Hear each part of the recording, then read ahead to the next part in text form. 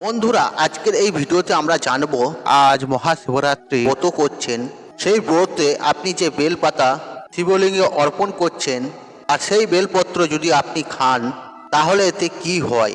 বন্ধুরা, একটা জিনিস মনে রাখবেন, যে বেলপত্র আপনি বাবা মহাদেবকে অর্পণ করছেন সেই বেলপত্র কিন্তু সাধারণত বেলপত্র কিন্তু থাকে না। আর আপনি যখন বেলপত্র অর্পণ করছেন তখন সেটি স্বয়ং বাবা মহাদেবের প্রসাদ হয়ে যায়। দেখুন বন্ধুরা, বাবা মহাদেবের অত্যন্ত একটি প্রিয় মাস।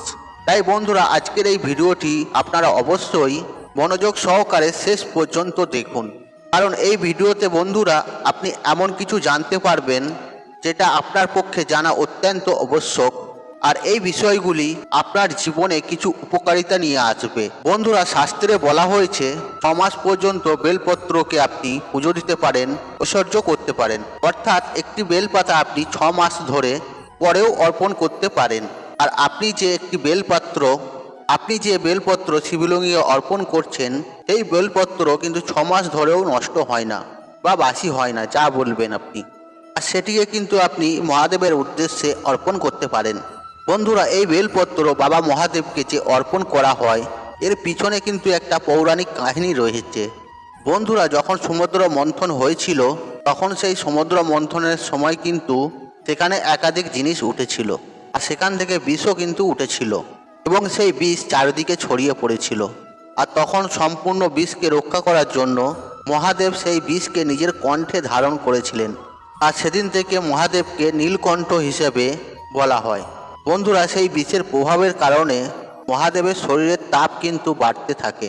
তার ফলে কি হয়, আশপাশের বাতাবরণ জ্বলতে শুরু করেছিল, আর তখন তার জন্য একজন ব্যাদের পরামর্শ নেওয়া হয়, আর সেই ব্যাদজি বলেছিলেন মহাদেবকে বেলপত্র সেবন করতে। তারপরে মহাদেবকে বেলপত্র খাওয়ানো হয়, পরে তাকে জল দিয়ে স্নান করানো হয়। তারপরে বাবা মহাদেবের শরীর থেকে যে উত্তাপ বেরোচ্ছিল আর সেগুলো কিন্তু শান্ত হতে শুরু করলো। আর বন্ধুরা, সেদিন থেকেই শুরু হলো মহাদেবকে বেলপত্র অর্পণ করা। বন্ধুরা, একটা কথা কিন্তু মনে রাখবেন, যখন মহাদেবকে বেলপত্র অর্পণ করবেন তখন সেই বেলপত্রর সাথে সাথে কিন্তু আপনি জলও কিন্তু অর্পণ করবেন। এতে বাবা মহাদেবের শীতলতা অনুভব করে, আর সাথে সেই ব্যক্তিকে আশীর্বাদ করে থাকে। বন্ধুরা, একটা কথা কিন্তু মনে রাখবেন, এই বেলপত্র 3টি পাতা থাকে, সেই পাতাটি বাবা মহাদেবকে উৎসর্গ করবেন। আর ফাটা বা ছেঁড়া বেলপত্র কিন্তু বাবা মহাদেবকে অর্পণ করবেন না। বন্ধুরা, এর পিছনেও কিন্তু একটা পৌরাণিক কথা রয়েছে। তখন ভগবান শিব শ্রী গণেশের যখন মস্তক কেটে দিয়েছিল, আর সেদিন থেকেই বাবা মহাদেব সংকল্প নিয়েছিলেন, আজ থেকে কোনোদিন আমাকে কোনো বস্তু যেন খণ্ডিত অর্পণ না করা হয়। আর সেদিন থেকেই বন্ধুরা বাবা মহাদেবকে কোনো খণ্ডিত জিনিস ও যে কোনো বস্তু ভুল করেও কিন্তু অর্পণ করা হয় না।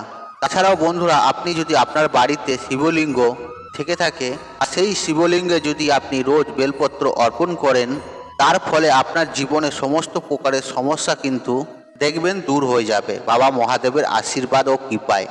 বন্ধুরা, একটা কথা কিন্তু মনে রাখবেন, যারা বাবা মহাদেবের ভক্ত হয়ে থাকেন তাদের কিন্তু কখনোই অন্ন বস্ত্রের অভাব হয়নি। আপনি যদি আপনার আলমারিতে বেলপত্র রাখেন বা যেখানে টাকা রাখেন সেখানে বেলপত্র রাখেন, তাহলে দেখবেন আপনার ব্যাংক ব্যালেন্স কিন্তু অবশ্যই বাড়বে। বন্ধুরা, আজকের এই ভিডিওটি আপনি কিন্তু সম্পূর্ণ দেখবেন। আজকে আমি বেলপত্রর সাথে সম্পর্কিত বিশেষ কিছু জিনিস আপনাকে জানাতে চলেছি, যা আপনি হয়তো আগে জানেন না। আজকের যে তথ্য আপনাকে দিতে চলেছি সেই তথ্যগুলো কিন্তু লক্ষ টাকা খরচা করেও কিন্তু আপনি কোথাও পাবেন না। আগে হ্যাঁ বন্ধুরা, একটা কথা কিন্তু মনে রাখবেন, অল্প জ্ঞান কিন্তু অনেক ভয়ঙ্কর হয়। অবশ্যই ভিডিওটি সম্পূর্ণ দেখবেন। আর আপনি যদি বাবা মহাদেবের আশীর্বাদ ও কৃপা লাভ করতে চান তাহলে কমেন্ট বক্সে ওং নমঃ শিবায় লিখে কমেন্ট অবশ্যই করবেন।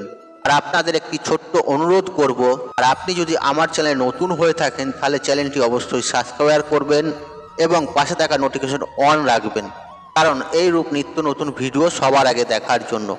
চলুন বন্ধুরা, মূল আলোচনায় প্রবেশ করি। বন্ধুরা, আপনাদেরকে যে বেলপত্র খাওয়ার বিষয়গুলি জানাবো, আর এগুলো আপনি অন্য কোনো ভিডিওতে পাবেন না। বন্ধুরা, বেলপত্র কিন্তু যে কোনো সময় তোলা উচিত নয়। এমন বেশ কিছু সময় রয়েছে, এমন বেশ কিছু তিথি রয়েছে সেই সময় তোলা উচিত। এমন কিছু সময় রয়েছে সেই সময় কিন্তু বেলপত্র ভুল করেও কিন্তু তোলা উচিত নয়।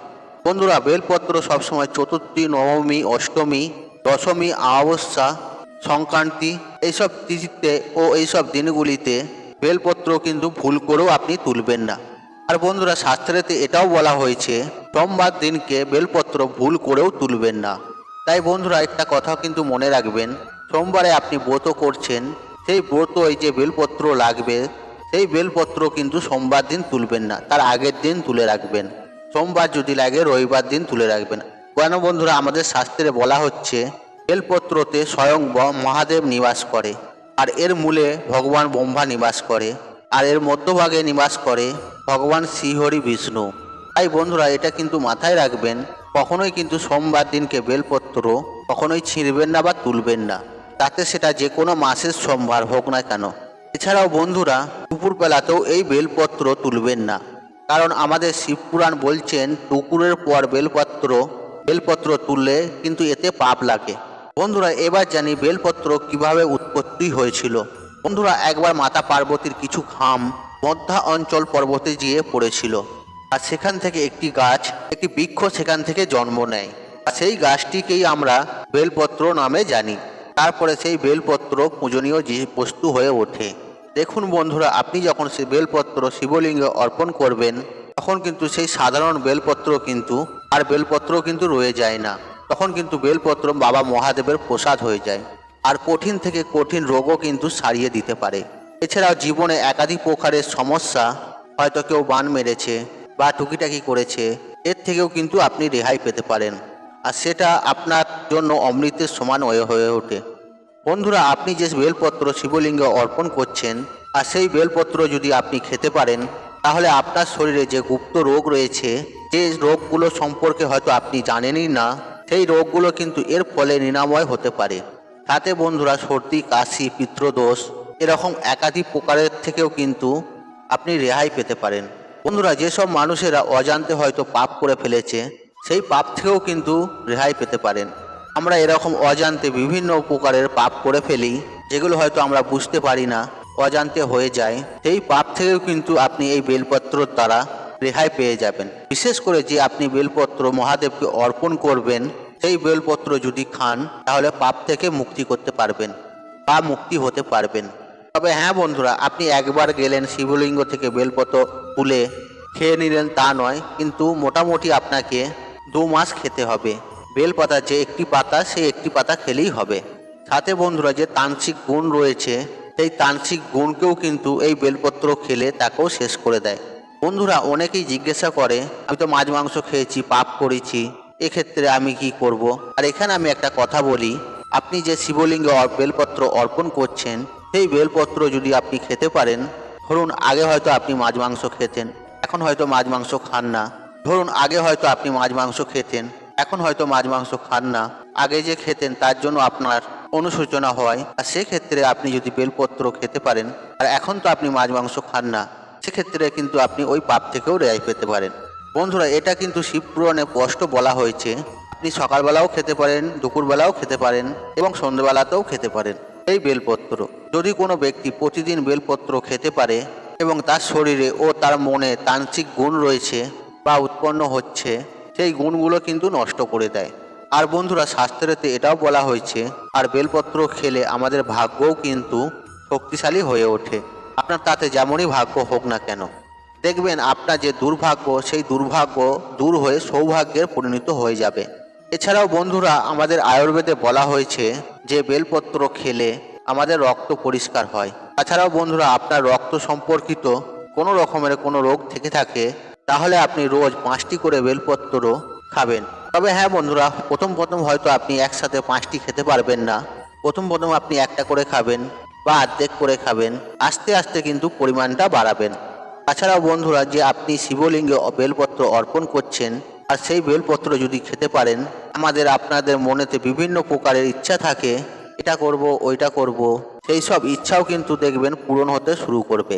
দেখবেন বন্ধুরা, আপনার মন কিন্তু ভক্তিভাবে ডুবে যাবে, মন শান্ত হবে। আর আপনি যদি চান আপনার মন ভক্তিতে ভরে থাকুক, এরকম অনেক মানুষই রয়েছে তাদের মন চঞ্চল, তারাও চায় যে আমাদের মন শান্ত হোক, তাহলে আপনি শিবলিঙ্গে যে বেলপত্র অর্পণ করছেন, সেই বেলপত্র কিন্তু খাবেন। এতে কিন্তু আপনার মন শান্ত হবে, ঠাকুরের প্রতি অগাধ বিশ্বাস কিন্তু বাড়বে। এছাড়াও বন্ধুরা দেখবেন কিছু কিছু মানুষ আছে, এদিকের কথা ওদিকে, ওদিকের কথা এদিকে, তাদের যেই খারাপ দোষটি সেই দোষ থেকেও কিন্তু বেঁচে যেতে পারে। আর বন্ধুরা বেলপত্র খেলে সাংসারিক ভোগ বা চাহিদা সেটাও কিন্তু অনেক অংশে কমে যায়। বন্ধুরা যে সমস্ত কথা কিন্তু অনেকেই বলে না, আপনাদের সামনে কিন্তু ওপেনলি বলছি। আর শাস্ত্রতে এমনটাও বলা হয়েছে, আর যদি আপনি কন্টিনিউ 6 মাস বেলপত্র খেতে পারেন, তাহলে আপনি আপনার ভূত ভবিষ্যৎ নিজেই দেখতে পারবেন। আপনারটা শুধু আপনার নয়, আপনি অপরেরও দেখতে পারবেন। যেটাকে অ্যাকচুয়ালিতে বলে পেটিশন, সেটিকে ভবিষ্যৎ কিন্তু আপনি নিজে দেখতে পারবেন। তবে হ্যাঁ বন্ধুরা, আপনি গাছ থেকে বেলপত্র তুলে খাবেন সেটি নয়। যেই বেলপত্র শিবলিঙ্গে অর্পণ করা হবে সেই বেলপত্র কিন্তু আপনাকে খেতে হবে, তবেই এটি হবে। তাছাড়াও বন্ধুরা যারা ব্রহ্মচর্য পালন করতে চায়, এই বেলপত্র তাদের জন্য একটা ভালো জিনিস এবং লাভদায়ী জিনিস। আর বন্ধুরা আপনি যদি বেলপত্র খেতে পারেন, তাহলে বড় বড় সাধনা আপনার কাছে খুব সহজ হয়ে উঠবে, মন্ত্র তাড়াতাড়ি সিদ্ধ হয়ে যায়। আর বন্ধুরা যদি সন্তান আপনার কথা না শুনে থাকে, পড়াশোনা করে না, পড়াশোনায় একদমই মন নেই, মাতা পিতাকে মারে, ঝগড়া করে এবং মন খুবই চঞ্চল, বন্ধুরা তাদের ক্ষেত্রে কি করবেন, শিবলিঙ্গে যে বেলপত্র অর্পণ করা হয় সেই বেলপত্র আপনি কন্টিনিউ 4 মাস ধরে তার মাথাতে কিন্তু আপনি স্পর্শ করবেন। আর এটি আপনি যে কোনো সময়তে করতে পারেন, এটা টাইমের কোনো ব্যাপার নয়। এতে দেখবেন আপনার সন্তান অনেকটাই শান্ত হয়ে উঠবে। পড়াশোনায় যে মনোযোগ নেই, আজকাল তো এরকমই হচ্ছে, সারাদিন ব্যস্ত, মোবাইল চালাচ্ছে, মোবাইলে গেম খেলছে, দেখবেন বন্ধুরা এইসব খারাপ যে দোষ বা গুণ সেখান থেকে কিন্তু অনেকটাই ভালো পথে আসতে শুরু করবে। তবে হ্যাঁ বন্ধুরা একটি কথা কিন্তু মনে রাখবেন, আপনি যখন বেলপত্র শিবলিঙ্গ থেকে তুলবেন, আর সেটা যে কোনো কারণেই হোক না কেন, আর আপনি সেই বেলপত্র তোলার আগে তার আগে বাবা মহাদেবের কাছে কিন্তু অবশ্যই প্রণাম জানাবেন, তার কাছে আশীর্বাদ নেবেন, তারপরেই সেখান থেকে কিন্তু বেলপত্র তুলবেন। আর আপনি যে বেলপত্র তুলছেন, আপনার যে বাসনার জন্য, যে ইচ্ছার জন্য বেলপত্র আপনি ওখান থেকে নিচ্ছেন, সেই ইচ্ছের কথা কিন্তু মহাদেবকে অবশ্যই জানাবেন। এছাড়াও বন্ধুরা যাদের নবগ্রহর সমস্যা আছে, যেরকম ধরুন বন্ধুরা শনি, রাহু, কেতু, এরকম বেশ কিছু গ্রহ নিচু স্থানে আছে বা অশুভ পরিণামে আছে, এই সমস্ত যে নিজ গ্রহ তাদের থেকে রেহাই পাওয়ার জন্য তাহলে আপনাকে কি করতে হবে, আপনি যে বেলপত্র অর্পণ করছেন সেই বেলপত্র রোজ 5টি করে খান, লাভ কিন্তু নাহলে উপকার কিন্তু অবশ্যই পাবেন। আর এটা বন্ধুরা মোটামুটি ধরুন 1 মাস খান, এতেই আপনি ফলাফল পাবেন। এছাড়া বন্ধুরা অনেক সময় যে কি হয়, আমাদের যে কুল দেবী বা দেবতা রয়েছে তারা অনেক সময় ক্রোধিত হয় আমাদের কোনো ভুল কারণের জন্য। সেক্ষেত্রে যদি আপনি মহাদেবকে ঐশ্বর্য করতে পারেন, এই ঐশ্বর্য করা বেলপত্র যদি খেতে পারেন, তাহলে দেখবেন আপনার কুল দেবতা অবশ্যই কিন্তু ভালো ফল দিতে শুরু করবে। আর তিনি যে রুষ্ট ছিলেন দেখবেন তিনি শান্ত হয়ে যাবেন। তাতে বন্ধুরা দৈহিক কষ্ট বা শারীরিক কষ্ট, যাদের ধরুন হাঁপানির কষ্ট আছে, সেখান থেকেও কিন্তু আপনি মুক্তি লাভ করতে পারেন। বন্ধুরা আমি আপনাদের ঘরে যে ভিডিওতে যতগুলি বেলপত্র খাওয়ার কথা বললাম, আপনাদের ঘরে অতগুলি খেতে হবে এমন কোনো মানে নয়। আপনি যতটা খেতে পারবেন ততটাই খাবেন। আপনি একটা খেতে পারলেন একটাই খাবেন, অর্ধেক খেতে পারলেন অর্ধেকই খাবেন। জোর জবরদস্তি করে 5টি কি 10টা খাবেন না। হ্যাঁ আপনি ধীরে ধীরে সংখ্যা বাড়াতে পারেন, কিন্তু হুট করে আপনি একবারে 5টা কি 10টা খেতে যাবেন না। কিন্তু হ্যাঁ বন্ধুরা আপনাকে কিন্তু রোজই খেতে হবে, আপনি যতটুকুন খেতে পারবেন ততটুকুনই খেতে হবে, আপনি আস্তে আস্তে সংখ্যা বাড়াবেন। বন্ধুরা তাই আজকের মতন বিদায় নিলাম। আশা করি ভিডিওটি দেখে উপকৃত পেয়েছেন। তাহলে ভিডিওতে একটি লাইক করুন, একটি কমেন্ট করুন, একটি শেয়ার করুন এবং বন্ধু বান্ধব আত্মীয়জনদের সাথে শেয়ার অবশ্যই করুন। মনে রাখবেন আপনার একটি শেয়ার অনেক মানুষকে উপকৃত করে তুলতে পারে। আর আপনি যদি আমার চ্যানেলে নতুন হয়ে থাকেন তাহলে চ্যানেলটি অবশ্যই সাবস্ক্রাইব করুন এবং পাশে থাকা নোটিফিকেশন অন রাখুন, কারণ এই রূপ নিত্য নতুন ভিডিও সবার আগে দেখার জন্য। ঈশ্বর আপনার মঙ্গল করুক, আপনি সুস্থ থাকুন, নিরোগ থাকুন ও আপনার দিন মঙ্গলময় হোক। ওং নমঃ শিবায়, ওং নমঃ শিবায়।